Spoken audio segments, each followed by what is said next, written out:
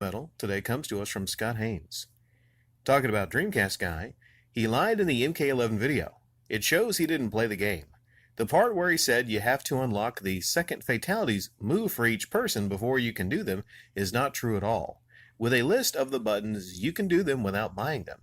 Had to point that out, left a comment that said the same under his video, and it was removed.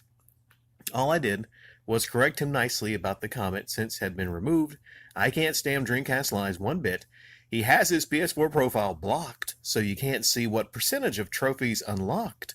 Also, I can say he only played about 2 to 4 hours of Days Gone because I was able to get on his PS4 friends list, and the guy never gets on there much. Unless he is appearing offline, games played don't line up with the reviews. I hate to watch his content, but I feel compelled to see his new lies. Huh. That's a weird thing. So you hate to watch the content, but you tune in because you like to keep a tally of all the lies he tells.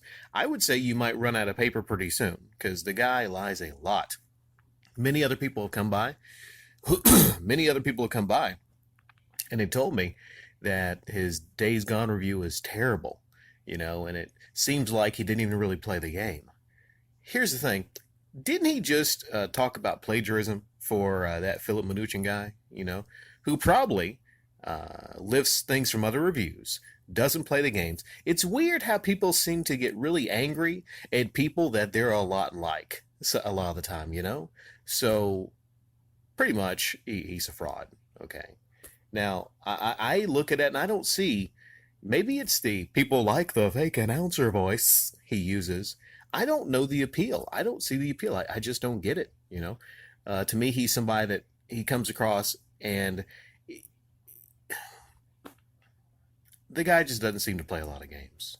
And that's the crazy thing here, because I checked his MK11 review out, and it just comes across as somebody that's piecing together like a lot of other people's views and opinions of the game without playing them. You can't try to honestly tell me that you got a review up like the day the game comes out.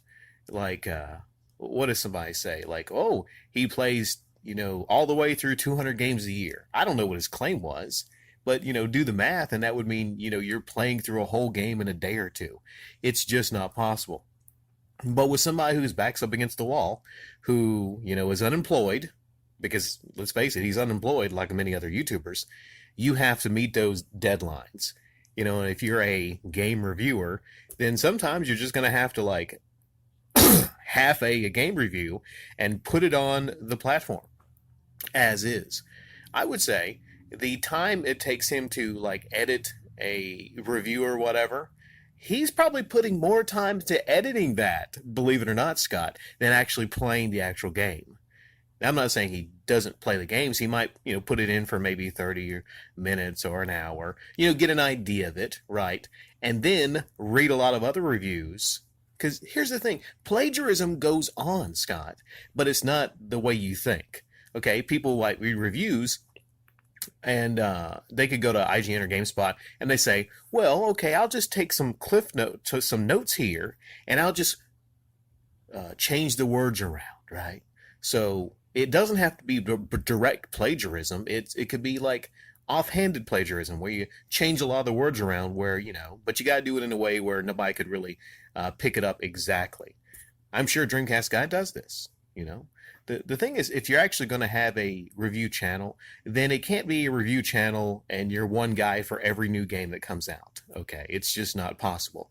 Now, if you have a review channel for every new RPG or every new action game or something like that, then yeah, that's doable.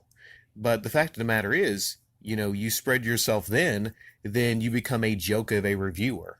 If that's what he wants to, and he wants to be seen as a legitimate, serious reviewer.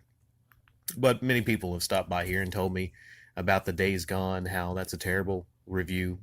There's a lot of you probably out there with channels that have uploaded better reviews to Days Gone.